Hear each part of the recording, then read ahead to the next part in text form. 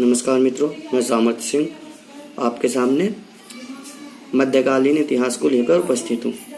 जो आज का विषय है वो है विजयनगर साम्राज्य। और हम विजयनगर साम्राज्य में अभी तक संगम वंश को पढ़ चुके हैं।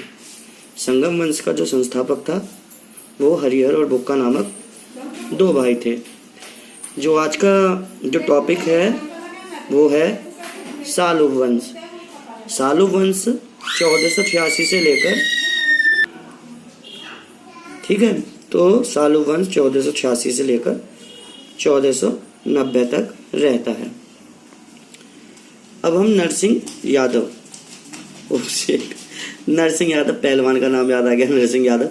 खैर, आप लोग इससे ही याद रखना कि जो सालुव वंश का जो संस्थापक था वो नरसिंह सालुव था, नरसिंह सालुव, ठीक है ना। और क्योंकि ये ताकतवर था तो इसने क्या किया, वो ठीक है नरसिंह यादव पहलवान से, तो क्योंकि ताकतवर था, नरसिंह यादव पहलवान है। आपने नहीं सुना हो, पर अगर सुना हुआ है तो उस पर ओलंपिक के दौरान केस लगा था, उस पर डोपिंग का। और तो ये नरसिंह सालुव है। नरसिंह सालुव ने क्या किया था, ये सालुव वंश का संस्थापक है। इसने विरूपाक्ष सेकंड से गद्दी छीन ली। क्योंकि ताकतवर था तो इसने गद्दी छीन ली और इसे राज्य का प्रथम अपहरणकर्ता कहते हैं। किसे कहते हैं? नरसिंह सालुव को। और इस घटना को क्या कहते हैं?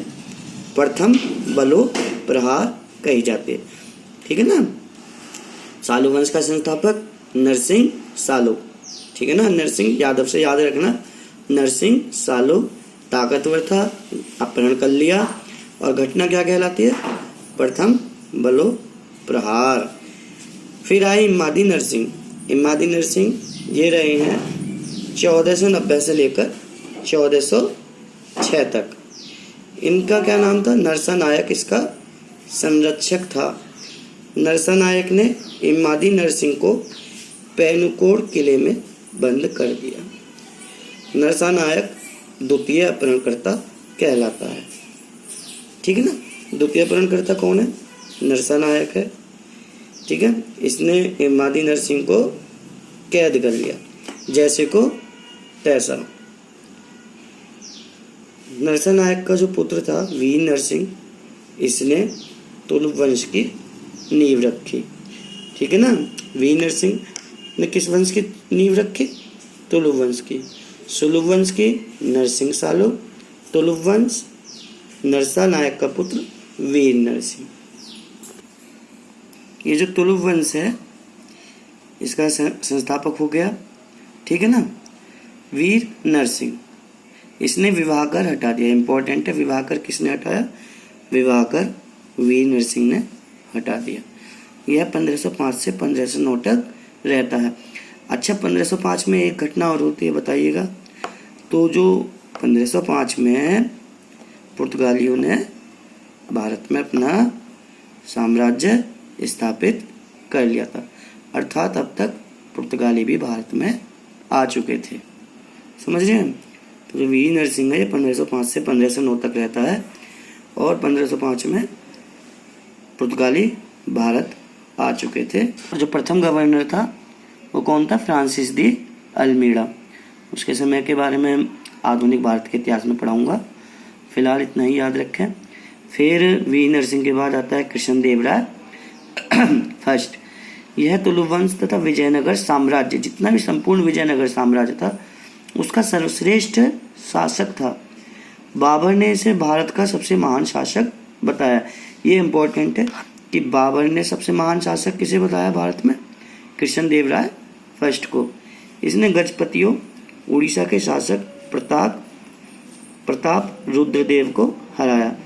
उसने बीजापुर के यूसुफ आदिल शाही से गुलबर्गा और जीत लिया, ठीक है। बीजापुर के यूसुफ आदिल शाही गुलबर्गा और बीदर को विजित किया।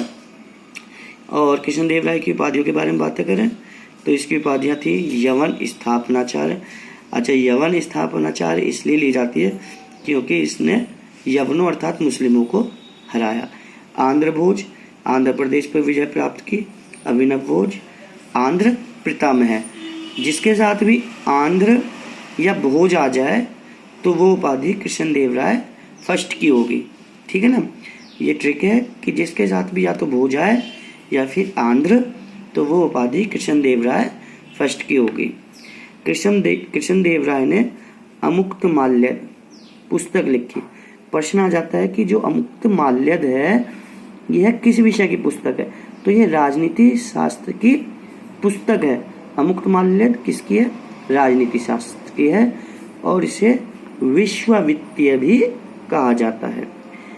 इसके अलावा अमुक्तमाल्यद के अलावा इसकी अन्य पुस्तकें भी हैं जो कि संस्कृत में लिखी गई थी और ये पुस्तकें हैं उषा परिणय व जामवती। ठीक है ना, उषा परिणय व जामवती कल्याणम किसकी पुस्तक है, संस्कृत की। और इसके राज्य में अष्टदिग्गज रहते थे जिनमें सबसे महत्वपूर्ण तेनाली राम था।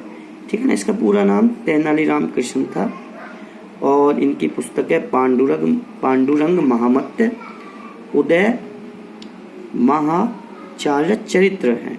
ठीक है ना, उदय महाचार्य चरित्र। नदी तिम्मन है, भट्टमूर्ति है, धूजोटिर हैं, बौद्धगीर हैं, अच्युत राज रामचंद्र हैं, जिंगली सूरत है। सबसे इम्पोर्टेंट अलसनी पैड्डन और तेनाली रामकृष्ण है। अलसनी पैड्डन कौन है, ये तेलुगु कविताओं के पितामह कहे जाते हैं। प्रश्न आ जाता है कि तेलुगु कविताओं के पितामह कौन है, अलसनी पैड्डन। ठीक है, इन्होंने पुस्तकें लिखी मनुचरित्र, स्वरोचित्र संभव, हरिकथा, संरचन शंभु के रचनाकार हैं। ठीक है ना, तो समझ में आ गया कि कृष्णदेवराय ने विट्ठल स्वामी का मंदिर व हजारा राम का मंदिर बनवाए। ठीक है ना, इन चीज़ों को याद रखना और हासपेट नगर जरूर याद रखना। अच्युत देवराय आता है, इसके समय की बस महत्वपूर्ण घटना यही है कि नूनीज भारत आया था। पूछ लेता है कि नूनीज किसके समय आया, अच्युत देवराय के। पायस बारबोसा किसके समय आया, कृष्णदेवराय। ठीक है ना, फिर सदाशिव राय आता है 1542 से 1572 तक। इसने क्या काम किया है कि वेंकट प्रथम को हराकर गद्दी पर बैठा, परंतु वास्तविक सत्ता किसके हाथों में, राम राय के। उसने एक एक कर सभी दक्षिण राज्यों को हरा दिया। इसकी नीति जो थी वो थी हीरे को हीरा काटता है और लोहे को लोहा। अब इस नीति का अर्थ समझे, हीरे को हीरा काटता है और लोहे को लोहा। इसका मतलब है कि वो दो राज्यों को आपस में बढ़ा देता था। सभी मुस्लिम राज्यों को इसने विजित कर लिया था। ये बड़ी महत्वपूर्ण बात है। जो कहते हैं कि ये मुस्लिम अविजित रहे थे तो दक्षिण भारत में तो ये मुस्लिम कभी पहुंचे ही नहीं। साथ में बड़ी विजय प्राप्त की है इन लोगों ने, क्योंकि इनका ईश्वर में पूर्ण विश्वास होता था। आज भी तुम दक्षिण भारत की मूवीज देखो तो उसमें ईश्वर को जरूर दिखाते हैं, समझ रहे हैं आप लोग। तो क्या करता था, दो राज्यों को आपस में लड़ा देता था। ठीक है, लड़ा करके जो हार गया वो तो हार ही गया और जिसने हराया है उस पर ये विजय प्राप्त कर लेता था। बहुत ही अच्छी नीति के तहत चलता था और यही नीति इसके पर पतन का भी कारण बनी कि जब ऐसा होता रहा तो सभी इन मुस्लिम राज्यों ने एक बैठक की। बैठक में इन्होंने निर्णय लिया कि सभी मिलकर राम राय को हराएंगे। इसी कारण से 23 जनवरी 1765 में राक्षस तंगड़ी या बन्नीहट्टी या तालीकोटा का युद्ध हुआ। इसमें 4 राज्यों ने समझौता किया। 4 राज्य कौन कौन से इंपॉर्टेंट है याद रखने के, अहमदनगर, बीजापुर, गोलकुंडा, बीदर। कौन कौन से, अहमदनगर, बीजापुर, गोलकुंडा, बीदर। ठीक है ना, फिर से बोलेंगे 4 राज्य कौन कौन से, अहमदनगर, बीजापुर, गोलकुंडा, बीदर। और कौन शामिल नहीं था, बरार शामिल नहीं था। और जब ये युद्ध हुआ राक्षस तंगड़ी या बन्नीहट्टी या तालीकोटा का, उस समय सीजर फ्रेडरिक उपस्थित था। कौन उपस्थित था, सीजर फ्रेडरिक। ठीक है ना, फिर आ जाता है अरविडु वंश। संस्थापक तिरुमल, राजधानी पेनुकोंडा बना ली गई क्योंकि हार गए थे भाई, तो राजधानी बदल दी। शासक रंग सेकंड है, वेंकट सेकंड है और रंग थर्ड है। वेंकट सेकंड के बारे में वोडियार ने मैसूर की स्थापना की इसके समय, और रंग थर्ड के समय विजयनगर का ये अंतिम शासक है। ठीक है ना, विजयनगर साम्राज्य आज संपूर्ण समाप्त हो गया है। इनकी प्रशासनिक व्यवस्था हम अगले वीडियो में देखेंगे। सब्सक्राइब करें चैनल को, लाइक करें, जो गलतियां हों वो मुझे ज़रूर बताएं। और इसमें कुछ भी नहीं छूटा हुआ, सभी वीडियो बनाते हैं, लगभग सभी अच्छा बनाते हैं, कहीं ना कुछ रह जाता है। मैंने कोशिश की है कि इस वीडियो में सभी कुछ आ जाए, कुछ रहे ना, ठीक है। और जो गलतियां हों, देखिए अभी नया नया है और राइटिंग मैंने वैसे साफ लिखी है, जो गलतियां हों वो ज़रूर बताएं, ठीक है। अच्छा, नमस्कार मित्रों, सब्सक्राइब और लाइक ज़रूर करें।